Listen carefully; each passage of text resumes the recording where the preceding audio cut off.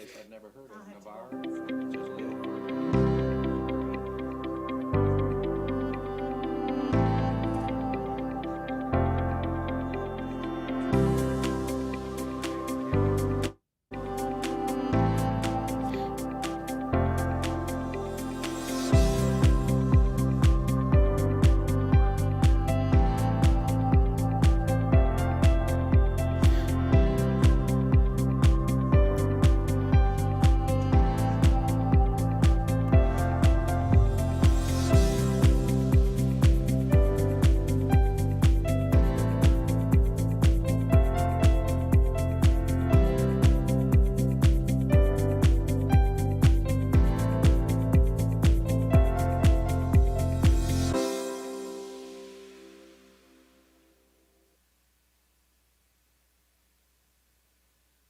There.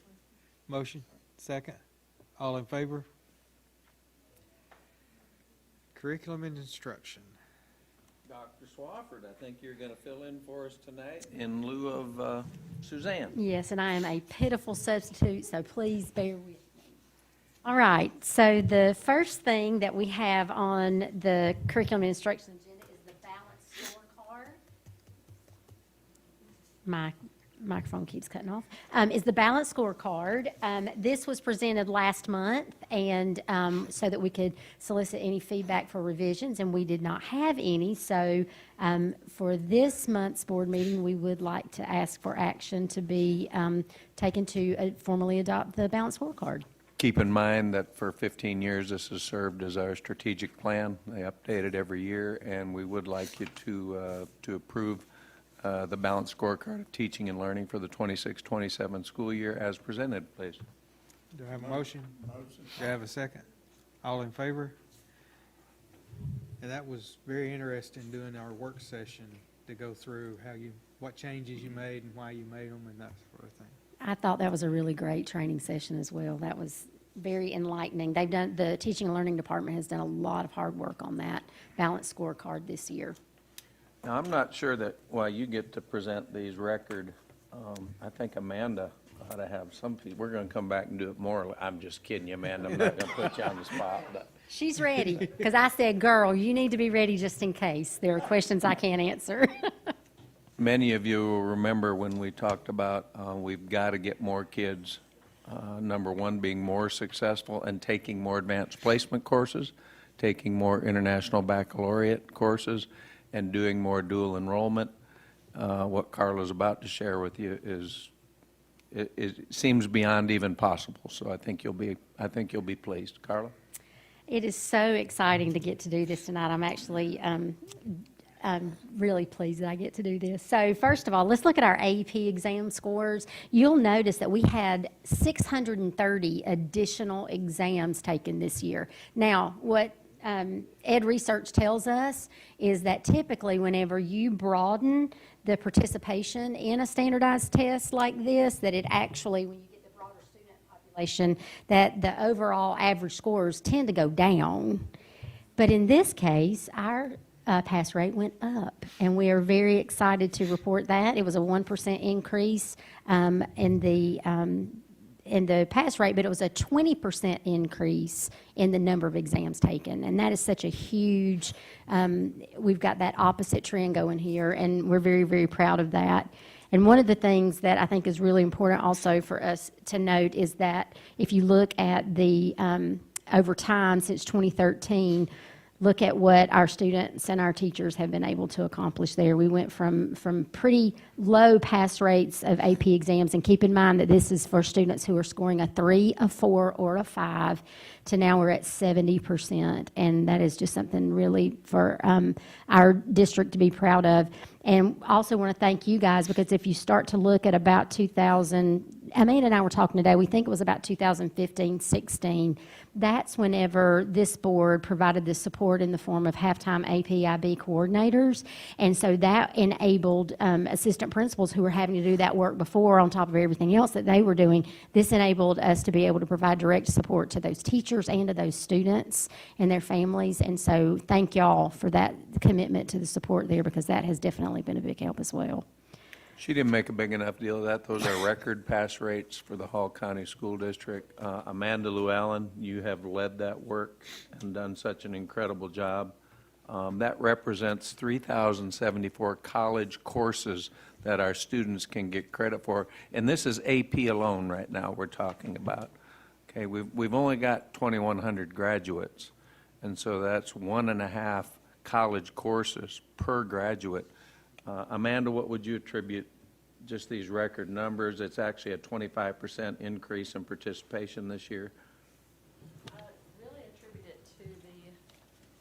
I attribute it to the passion of our AP coordinators and our AP teachers who believe in our students and their potential and are encouraging our students to just try to do their best. And, you know, it helps them not only like with the college credit piece, but also grow as thinkers and leaders among their peers. And so we appreciate all that they've done with regard to that.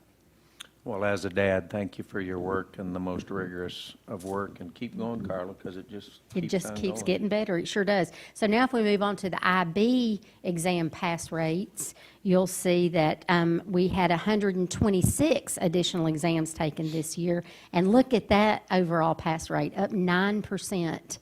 9%. And so another thing that Amanda and I were talking about earlier today is that AP and IB exams, those are global exams that are being taken.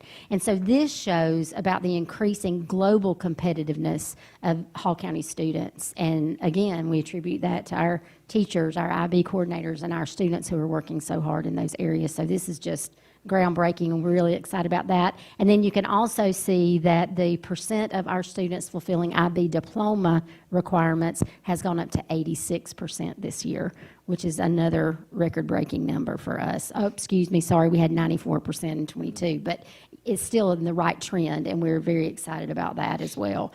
Again, notice that we had a higher number in addition to that, that percent there as well. So Amanda, I don't do much of that math, but 444 students with an 80% pass rate, so about 330 more equivalent of passing college courses. Okay, so there's another 330. Okay. All right, and now let's move on to dual enrollment. So across the top of that, you can see our overall numbers, that we had 925 students taking dual enrollment courses, and those students earned 3,215.5 credits. And those are high school college credits. So those are the classes that they've taken, not credit hours like we think of with college hours, but actual credits. So that's 3,215.5 credits that have been earned in various courses. And then we had a 97.96 overall pass rate. And so I'm going to be a little bit selfish here because for those of you who know me, y'all know that that CTAE and work-based learning was a big part of the Swafford household. That was a really big deal for our son, and we're very proud of what he was able to do because of the opportunities offered in this school district. And so look at our Ivester Early College 99.2% pass rate, and look at the LCCA pass rate at 98.22%. And then with all of our other campuses, and that includes all of our on campus, like at UNG, at Burnell, that was a 94.96 pass rate. And look at the Lanier Tech number of credits that were earned, 2,222.5 credits at Lanier Tech, credits earned. And then we had 633 for UNG and 310 for Burnell. And Rhonda and I were talking earlier today, and she also mentioned that we've already got another 200 students who are enrolled for dual enrollment courses at LCCA for next year as well. So that trend continues. And in terms of the commitment that takes, that's not just about AP and IB, and that includes our Ivester, where we have the support in place there for those students getting the additional support that they need to be successful, but also all of our CTAE pathways that have been, that you guys have approved the expansion to, and our phenomenal instructors that bring home so many awards every year. But all of that feeds into what we're looking at here, because it is a concerted effort, and it's a really encouraging thing to see those success rates continuing. So of the 24 metro areas in Georgia that measure unemployment, it doesn't come as a surprise to me that Gainesville Hall County has had the lowest unemployment for over 90% of the quarters over the last 15 years because students are ready to go to work and ready to go to post-secondary. Amanda, correct me if I'm wrong, and Rhonda, but are we still at, was it 45 or 46% of early college students are first-generation college goers? It had been as high as 50. I think it's down a little, but that's transformational for generations. And so once again, thank you. Doesn't get any better than that. Yes, sir. Question, Mr. Chairman, Mr. Superintendent, and Carla. I didn't address you by your title, I'm sorry. What is it? I know this time of year we get a lot of stuff out about the budget because it's that time of year. How do we parallel getting out this type of information as we are getting out those budget numbers? Because they work so hand in hand when we are being asked questions. I mean, are we doing well with that? Are there better ways to do that?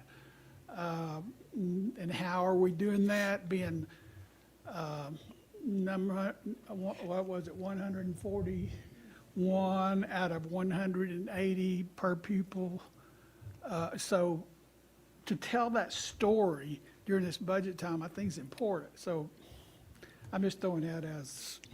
And I think, Brian, we've told that story for years. We have. And if you don't want to hear that story, then you just make up a different story to tell. But it's pretty phenomenal what your students are doing, that you're doing it, unfortunately, I believe, in the 21st percentile in the state of Georgia of per pupil expenditures. I believe our students deserve what every other student in Georgia gets. And when it comes to those kind of numbers, let's just be honest, we're doing it with less. And so I don't know how you can tell the story any louder. But once again, if black is still white, then black is still white. So I think Alice in Wonderland called it the land of Jabberwocky, where up was down and down was up, and right was wrong and left was right. Well, I'm thinking in terms of context, like if I read something, I was just talking with Danny about, we were talking about, she did a really good article on our budget. But when they post that on Facebook, under that, it's just the K bar the door. And I wanted to go through every one of those and put them in context, because it's not that they were bad statements or I wouldn't say ignorant or stupid, but they lacked context. And context, as I learned in seminary, as everything. If you make a statement, if we can have that statement in context, it makes sense. You take that statement outside of context, then you can make us look like Jesse James. So, I was trying to think of ways, outside the box. I don't know. I was just throwing it out. It's a great question. I do know that for 6,000 years of existence, telling the truth is the way to start. And if you just keep telling the truth and pointing out the highlights, then most people get it.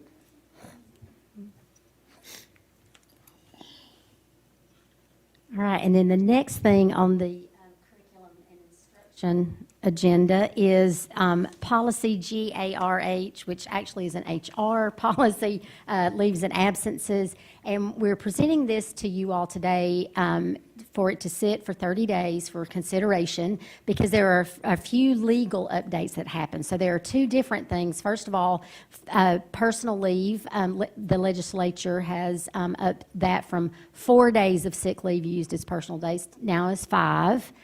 And then the sick leave donations between employed spouses, that is a practice that we, along with many other school districts, have engaged in years. It's just this puts it in policy.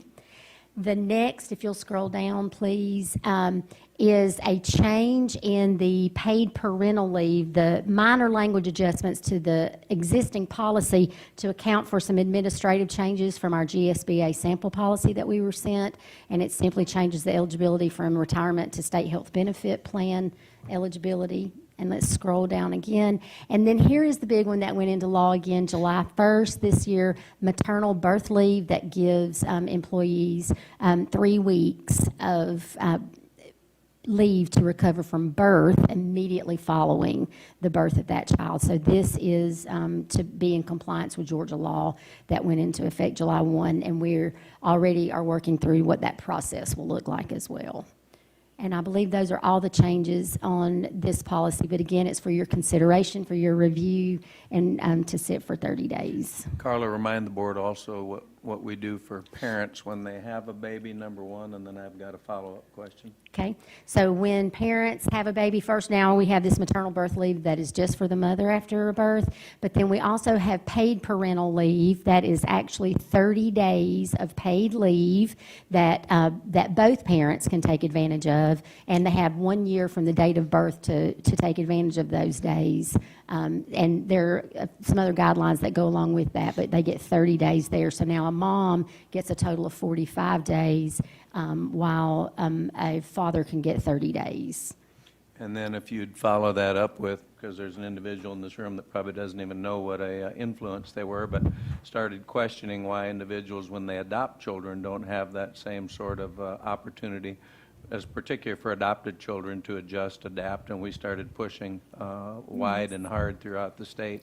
And what is now the policy throughout the state and in Hall County for adoptive parents? All right, so they get the same 30 days of paid parental leave for placement of a child through foster care or adoption. You also get those 30 days for the mom or the dad.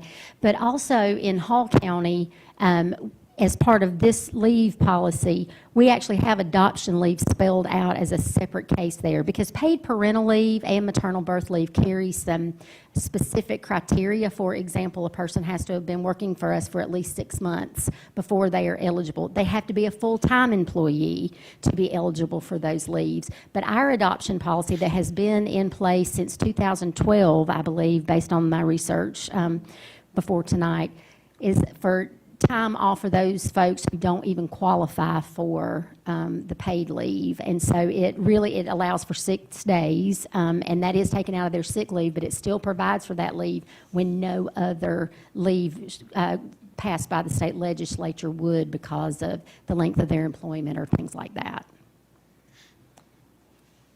Questions from the board? It is. It is, And it's right, Bill. absolutely. So we'll leave that on the table for consideration, and if you have any questions about any of those, I'm happy to field those over the course of the next 30 days if you'd like. And then the very last thing is for field trips. So there are 2 field trips highlighted in yellow that you all saw last month that we would like action taken on tonight. And then the third one that's there, I would like to note that number 2 there is during spring break next year, and also number 3 is during spring break next year. This is the first time you're seeing number 3, so we don't need action on that one tonight, but would like to request it for the first 2. Do I have a motion for the first 2? Motion. Second? All in favor? Thank you, Thank Dr. you. Swafford. We'll tell Suzanne you did a very good job. No, we won't. No. Jonathan? Yes, sir. TAVT collections for June were about $1.148 million. That is a little bit atypical for what we normally see this time of year. Don't know exactly if it's just a blip on the radar or something different, but we'll be continuing to monitor it. And overall, we're still pulling in a good, healthy number for TAVT. But if you have any questions, just let me know. Is that up or down? It's down about 100,000 over last month, which is 8%, Bill, down 8%, which is worthy of paying attention to. yeah. Thank you. And Jonathan, you were going to do a kind of overview again of the FY27 tentative budget? Yes, sir. Mallory, if you'll click on that proposed fiscal year 27 budget right there, So this is the same packet that's over at the door, and it's the same one that you have before you. And it's also available on our district website. But And has been for how long, Jonathan? let's see, it's been, I believe, at least 2 weeks now it's been out there. Thank you. Yes, sir. First part of that you'll see is a budget overview of how we develop the budget, as well as a timeline. You'll also see the current scheduled dates for our 2 expected hearings. That is all provided that the final digest comes to us on time from the county. If it does, then that schedule we'll keep that schedule. If it's delayed, then we will be forced to move that schedule according to the timeline they have to comply with the law. Just after that, you'll see several budget highlights from the budget development process for this year. Mr. Schofield, do you Point want- out the second, if you would, please, Jonathan. Decisions have consequences. We reset due to local legislation, homesteading values to 2023 values. What was the effect of that to this year's budget, John? And I'm talking 2026. Are you talking about the? There's $11.1 million Yes, sir. that it costs at 14.99 mills. And so that was the reason this year that you spent approximately $9 million of your reserves just to pay your bills. It was the reason we haven't had any conversations, in spite of rising costs, about increased compensation for the people that work as hard as they do for boys and girls. And it's the reality, and you play the ball where it's thrown, and you keep moving on. But just wanted to point that one out in particular. By the way, Jonathan, there's something else that was passed this year, which is the potential to lower the senior exemption age from 70 to 66. Good thing to look after our seniors. I couldn't agree more. However, decisions will have consequences, and if that's passed, we think that will equate to approximately how much loss in next year's budget on top of the $11 million annually, and that doesn't go away. Roughly 9 to 12. Yes, sir. And that legislation is for Hall County schools only. Doesn't include, Does not include Include Beaufort, Gaines- does not include Gainesville Gainesville City. It is a Hall County piece of legislation. Continuing on, there's also, there's another section right after this one. It's about page 7, Mallory. You'll see some of the factors that we consider when developing the budget. These are just several trends that we've been seeing over the years, both in our revenue streams as well as components that make up the budget. One area that I would like to point out is some of these state-mandated health and insurance costs that are on page 11. Which when I first came here 10 years ago, we were spending roughly $43 million a year. This year, we're projected that those state-mandated costs will be $103.6 million just for that fiscal year. Right after that, you'll see the summary, which is on page 13, Mallory, and that is for each of the major funds of the school district. Of course, the general fund is our primary operating account, and you'll see the numbers there.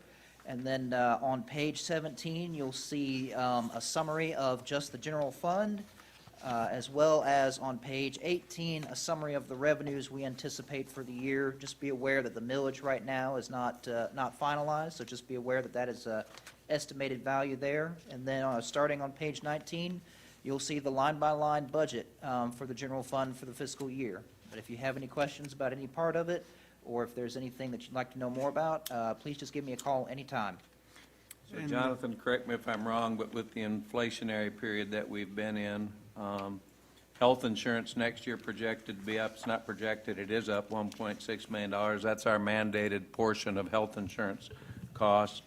The salary steps for experience that come along with educators is another $2.7 million. Is that correct? Yes, sir. The literacy coaches required by the state, which we completely support and we're able to offset with a little bit of federal funding, that's $1.3 million. The increase in the rate for TRS, $800,000. Yes, sir. Increase in fuel costs, and this is extremely conservative in terms of what we're estimating, $300,000. Transportation budget, with our transporting our special education, homeless and special programs. Now that we're going to put that right into the line item, another $2 million. Maintenance costs up 630,000. Additional required speech language pathologist required by federal law, $500,000. And special ed paraprofessionals required by law, another $500,000. So increased expenditures this year, $11.7 million. Yet your budget only reflects a 1.3% increase. To me, that means you must cut $7.5 million in some different places. Is that correct? Yes, sir. With many thanks to Dr. Swafford, Mr. Cox, and Dr. Turpin and Suzanne Gerard, we worked on finding some areas where we could find more savings. So Brian, maybe the answer to your question is 141st. If we try really hard, maybe we can get to 150th or 160th in terms of per pupil expenditures. And at Then this as a time, grandfather, I say, okay, is that where I want to go? That's where I want to go on my tax bill, but I don't know if I want my kids to go there. and it always comes up this time of year about the health insurance. Yeah. That is state mandated. We do not get to shop insurance. The state sends us a list of what policies we offer. They also send us a list of how much we're going to pay for those. So we do not get to shop those. Same thing with the teacher retirement system. They send us a list of what they're talking about. And just to clarify, what they've been talking about as far as 141, out of how many systems in the state? 180 systems in the state. We are ranked at 141st in expenditure per student. So there's 140 systems in the state that spend more per student than Hall County does. By the way, Board of Education, this budget, if you left your millage rate the same, would be projected to go a little over $10 million more. And again, keep in mind what we just talked about, and that is there's a good chance you're going to have another $10, $12 million loss next year with the expansion of exemptions. And so once again, tonight's not a night to discuss where you want to land with millage rate, but you do need to know the facts. Those are the facts.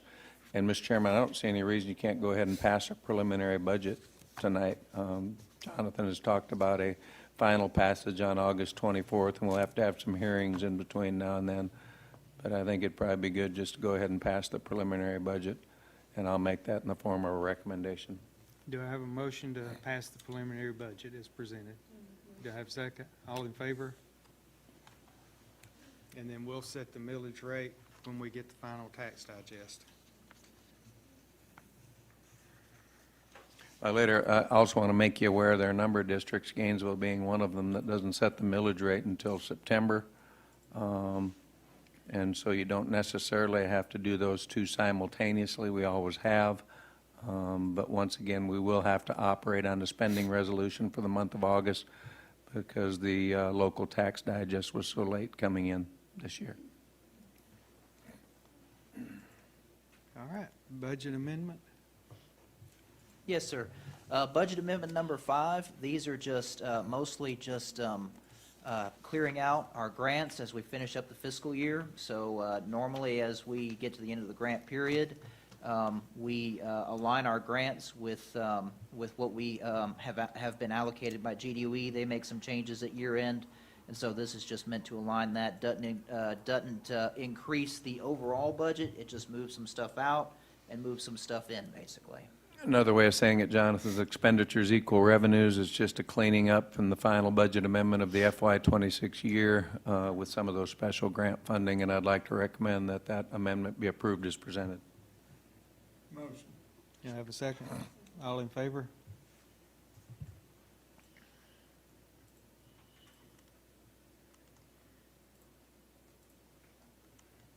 Matt, I guess you're next. I think Jonathan has East Bluffs. Oh, okay, East Blast. East Bloss collections were just shy of around $3.8 million for the month of June.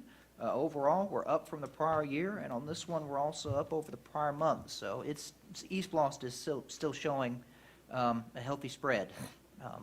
But if anything changes, we'll let you know. And it would be no more than a conjecture, but the possibility does exist that with some of the uncertainty, people have been buying fewer automobiles, but gasoline has been $3.75, $4 a gallon, and expenditures have continued to increase. So I'm not surprised that East Bluff was still a healthy number and that TAVT was actually down 8%, but we'll see what the trends look like.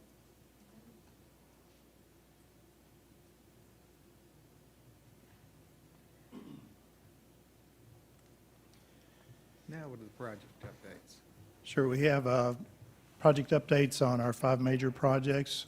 First up is North Hall High School. As you recall, this is the finishing up of a larger project that included a 3-story building addition. The work that's currently being worked on is completion of summer renovation work, which includes paving and parking changes, renovations to Family Consumer Science and Engineering Lab, restroom renovations, and counselor's suite, and some other miscellaneous renovations throughout the building. You'll see some photographs here of some of the progress that's going on. We're well on schedule. We'll be ready for kids prior to the new teacher orientation on all of these projects. Matt, want to thank you too, and want to also take this opportunity to thank the Hall County voters for continuing to support East Bluff. North Hall High School, an example of a 1957 built building, built as a twin project that year with East Hall High School. And that certainly is where all 3 of our children graduated from high school. And again, I'll just speak as a dad. They deserved better when they went through school, as did the students at East Hall. And now I'm happy to say that future students in that program will get better. So thank you, and thank you to our community for continuing to realize that 70-year-old buildings, quite honestly, we can do better. Next up, the World Language Academy Elementary School Replacement Project. You'll see some photographs in that as well of the building beginning to take shape and really beginning to look like what it's going to be as a finished product. A lot of the brick is on now, windows are in. I've done some of the, have the building condition, but the HVAC is not fully operational yet. So we're getting close to that. We're continuing to work on the site work and just interior finishes. This one is scheduled to complete in spring of 2027 for occupancy fall of 2027. Keep in mind that you see the outside long before the inside is ready. And also, when we receive that building, Aaron, correct me if I'm wrong, perhaps in March, we still have 2-3 months of internal work to do in terms of equipping it. So people will say, why don't we move in? Why don't we move in? And the answer is, you don't move into your school until you're ready. You might start to enjoy some of the space, but That's correct. Next up is the Flower Branch Elementary School. This is a site work project and also the placement of a 7-classroom modular building. This one has had some challenges just based on some unforeseen conditions. We've never touched this property in this way before, but we are making our way through it, and we are tracking to complete prior to the new teacher orientation. When is new teacher orientation? 20th. Yep. I was going to talk about that during the HR portion, but I'll go ahead and tell you now. It starts July 27th at the schools, and then on July 28th and 29th, we will be at Lanier Tech Ramsey Center, and then on July 30th, we'll be at the Oaks. I'll send those details to you all by email. And Carla, how many new employees are you anticipating this year? As of now, we're anticipating about 325. I'm going to kind of speak about both of these next ones together because they're so similar, but this is North and East Hall Middle School. Both of these projects, we were doing a roof replacement, ceiling and lighting replacement, and some other miscellaneous renovations through the buildings. We are making really good progress on these. It was a very intrusive renovation because of the kind of work we were doing, taking all the ceilings out, taking the lighting out. But you're beginning to see things go back into place. Both of these buildings, again, were built at the same time. They had a very odd choice of how to do the lighting in these buildings, so they've always felt underlit to me. So this is definitely a change that is going to be felt as the students and teachers come back this fall. Also, we're able to, through the, you see a photograph here of one of our classrooms. In 2/3 of the building, we did have enough money within the project to replace the flooring. In 2/3 of the building, our plan is to finish that work over Christmas break to have all of the building replaced with the LVP flooring. Once again, if you've spent any time at North Hall Middle or East Hall Middle, to say a little dark and dingy might be an accurate statement of what they look like. If you have an opportunity to stop through one of those two campuses, Matt, Aaron, and their team have just done miracle work, particularly with the budget they're on. We had no idea we might be able to actually refinish 2/3 of the floor, replace all the ceilings, replace all the lights, but I think you'll feel like you're in an entirely different building, and I just want to thank you both and your team for all that you've done at those two campuses. It's pretty I know. incredible. I know when we did West Hall and changed the lights down there, that was one of the things the students that gave us the tour were bragging so much about, is how bright it was walking down the hallways now. And that LVT floor will save a lot of time during the summer in waxing the floors and moving furniture. Right. Some may ask, why do we only do 2/3 of a school at each school? Well, why do we not do one whole school and 1/3 of one school? Well, the answer is simple. Because now at Christmas time, with funding approval, we can now get back into both schools and get 1/3 of each school done over Christmas. So there was some logic to the madness of only doing 2/3 of a school instead of 1/3 of a school. Another opportunity to thank the community. I just point out to you the obvious, and that is, had we not passed the 1 penny East Blast, neither of those projects would have begun, and I'm not sure when they ever would have been done. So, once again.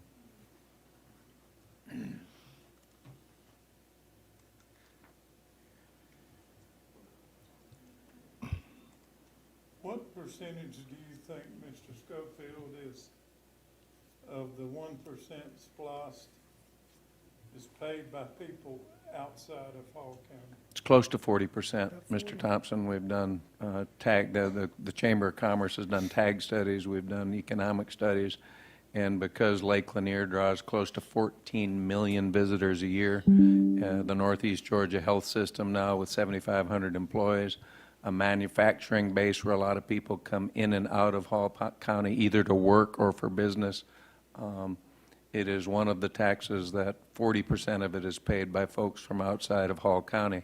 And before you say that doesn't sound very Christ-like in terms of the way you look after your guests, keep in mind when you go to Gwinnett, when you go to Forsyth, when you go up into the mountains, you're doing the exact same thing. So it's the reason that 179 out of 180 school districts in Georgia have an East Blast.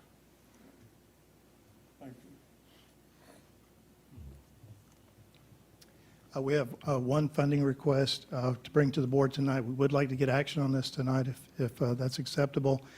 This is for a replacement of an existing pavilion at Martin Elementary School and site improvements to correct some drainage issues.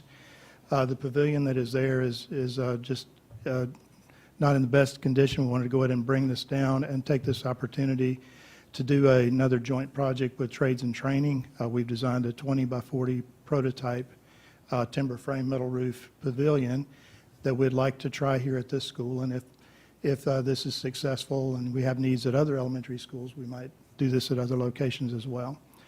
So the project would include again, the site improvements, the pavilion. The pavilion would include metal roof, concrete pad, and cameras to cover the playground. Aaron, if you'd help me out a little bit, that word pavilion makes it sound like you want a place to go eat some hot dogs every now and then out at lunch. I wish we'd call that an outdoor classroom because that's what it is. Would you That's just what it talk is. a little bit to that, please? Certainly, yeah. As we've been talking to Adam Clark and the leadership at Martin, as well as our experiences working with schools, if there's an outdoor space that is around 20 foot by 40 feet, there's a whole heck of a lot of instructional activities that can happen there.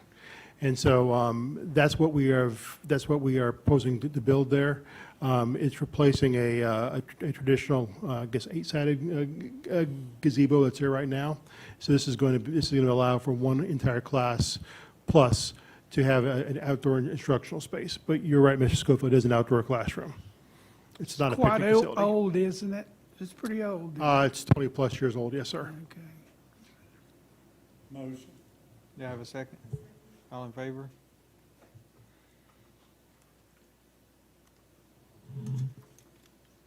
I know in January, somebody's gonna have a lot of motions to cover.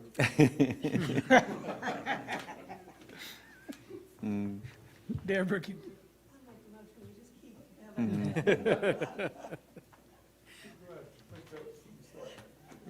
I think he's speaking to someone out there in the audience. Yeah. Joe is, so start working out the arm there. Okay. All right. Next on the agenda is personnel action items. You have those in front of you. I'm happy to answer any questions that you might have. And as a little additional note, we only have 10 vacancies as of today. You guys hired somebody today. We hired somebody today, so we have 10 vacancies, and 4 of those are special ed positions. So that is actually a really good place to be as well. So I'm very, very proud of our principals and the hiring that they've been able to do. You need these tonight. With 3,500 employees, it's absolutely incredible that we're down to 10 vacancies at this time of the year. So well done with your team and what you've done. Yeah, it would be helpful this time of the year, Mr. Harrington, if we get people locked in as quick as we can. I'd like to make that in the form of a recommendation, please. Do I have a second? All in favor? Thank you. No need for executive session, but Carla, anything else you wanted to fill the board in terms of personnel? NTO, anything else you want to talk about what those days look like a little bit? Or? I certainly can. So on day one, all of our certified staff report directly to their home schools. And there, the principals will do things like getting them up to speed on things that are school-based in terms of practices and procedures there. They'll also help them get logged into the network for the first time if they haven't been able to do that. And then just in general, kind of get them prepared for the next 3 days, because on day 2, when we're at Ramsey Center on that day, we will have all of the HR types of things that we do. We talk about code of ethics. Mr. Schofield will do a welcome where he kind of sets out the expectations for the Hall County School District. We also have a wonderful guest speaker lined up who's going to be talking to our theme of that one trusted adult and what a remarkable difference it can make in the life of a child whenever they've got a good relationship with at least one trusted adult. And so we have that, and we also do some code of ethics training. I think I may have said that. So we cover those kinds of things. On day 3, our teaching and learning department takes the lead, and they do all types of work with our teachers in terms of the 5 lesson components, student engagement. This year, we're going to be focusing a lot on student discourse, and so that is one of the things that they're going to focus on with our staff members on that day. And then the final day at the Oaks will be our mental health training that we do annually for all of our new employees. So we're really excited about those 4 days. All right. That's all we have, Mr. Chairman. Nothing else, motion to adjourn? Well, I was going to ask, do we have an assistant principal for Lula yet? I saw one on the thing for Sugar Hill. So have we picked a Lula assistant yet? We do. We're finalizing all of that paperwork. Yes, ma'am. All right. All right. And Deborah, if you go to Carla after, I bet she'll whisper in your ear. I sure will. Motion, Motion. do I have a second? A second. All in favor? Okay, guys. All righty. Take all of our work with us.